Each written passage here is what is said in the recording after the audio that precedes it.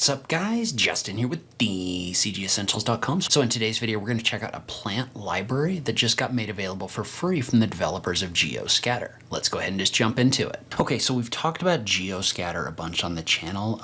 It's probably one of the most feature-packed add-ons that I've used in Blender, right? It's like a professional scattering add-on that has support for a lot of different things, asset libraries, that kind of thing. I do highly recommend GeoScatter if you're looking for a feature-packed scattering add-on. But if you're looking to do something a little bit more simple, you're going to want to check this out from the same creator. So BD3D just made the plant library available for download for free on the Blender market. So basically all you have to do is, I'll link to this in the notes down below, but basically all you have to do is just come in here and just purchase this for $0. And then when you do that, you can download this plant library and start using it inside of Blender. Basically what this is this is a pack of over 170 vegetation assets that you can use inside of Blender.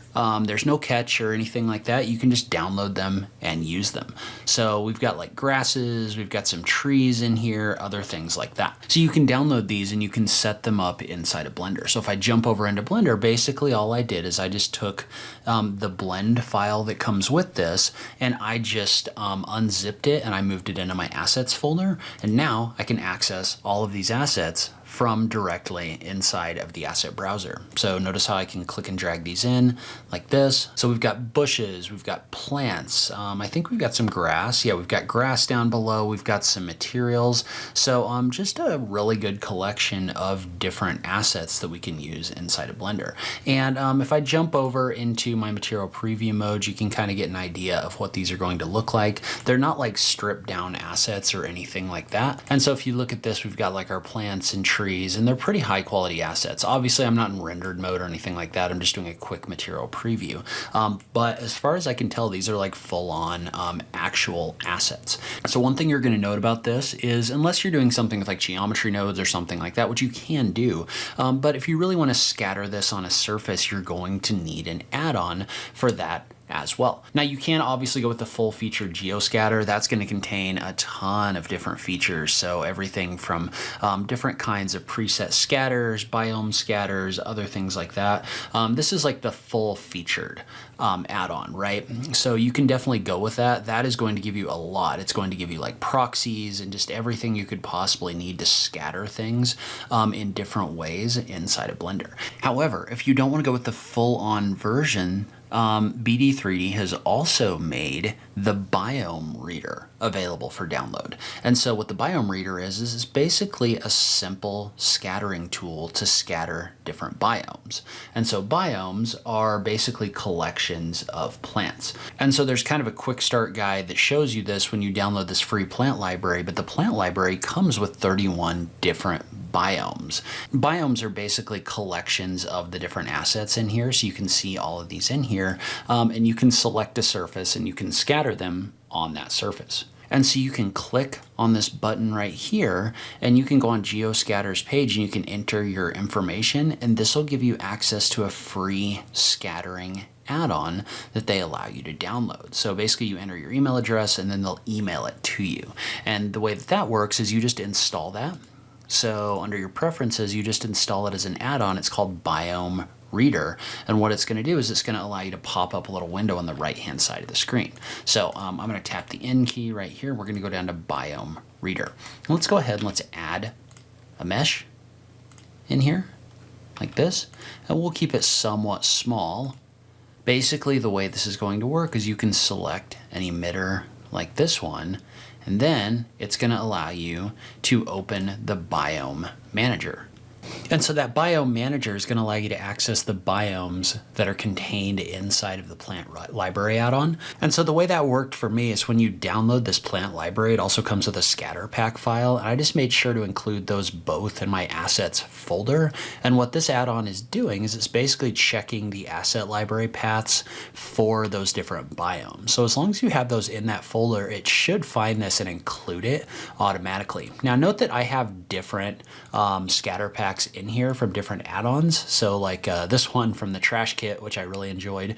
But so I have different ones in here. The one you're looking for that's free is this plant library. And the way that that plant library is going to work is you can find a biome, whatever it is, and you can click on the plus button right here in order to add it. So in this case, let's say we wanted to add this rock plane. I could just click on it, and that's going to add this to whatever you have selected over here on the right hand side. Now, one thing to note about this is placing a lot of geometries. So depending on the power of your machine, this may slow down a fair amount. And so often what this is going to do is this is going to pop up a little window in here saying that there's a heavy object detected that has a lot of polygons. That's basically this tool saying, hey, we're adding a lot of stuff to this scene.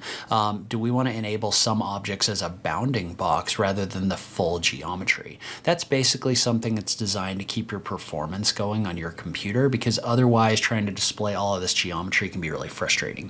So if you do that, we're going to go ahead and do that and click on OK. That's basically going to replace some of these plants with bounding boxes until you jump over into rendered view.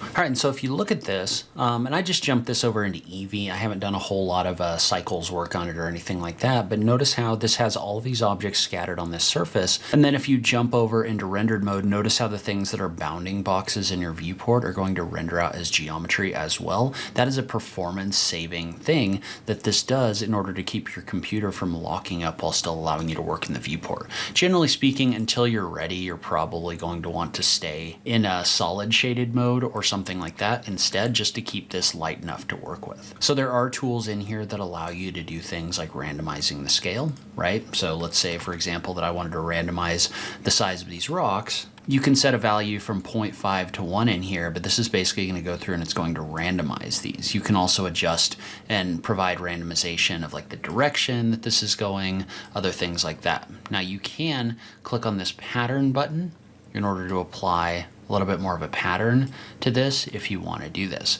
So again, this is a really strong, like basic scattering tool inside of Blender. And so note that you can also scatter other things as well, just kind of individually. So let's say, for example, we wanted to scatter these wildflowers on this surface. Well, notice how instead of selecting the biomes, what we can do is we can select this object. And remember that we've placed the plane as our emitter object, but if we click on the option for scatter objects like this, this is going to go through and this is going to scatter this flower across the surface like this. Then you can scroll down and you can adjust things like the density, you could do randomization, as well as adjusting the scale, other things like that down below. So a really strong kind of starter toolkit for scattering objects in Blender. And so that free version is going to give you those basic tools. And then you've got the pro version, which gives you just a lot more ways to scatter different objects inside of Blender. So there's a ton of them. I can't get into all of them right now, but basically these guys have you covered whether you want a free version that can do some basic scattering or some more complex stuff. I will link to both of those in the notes down below so that you can check them both out. So in my opinion, there's absolutely no reason why you wouldn't at least go download the plant library since it's available for free. Personally, I think having this tool set available for free is very cool, but leave a comment below. Let me know what you think in the comments down below. As always, thank you so much for taking the time to watch this, and I'll catch you in the next video. Thanks, guys.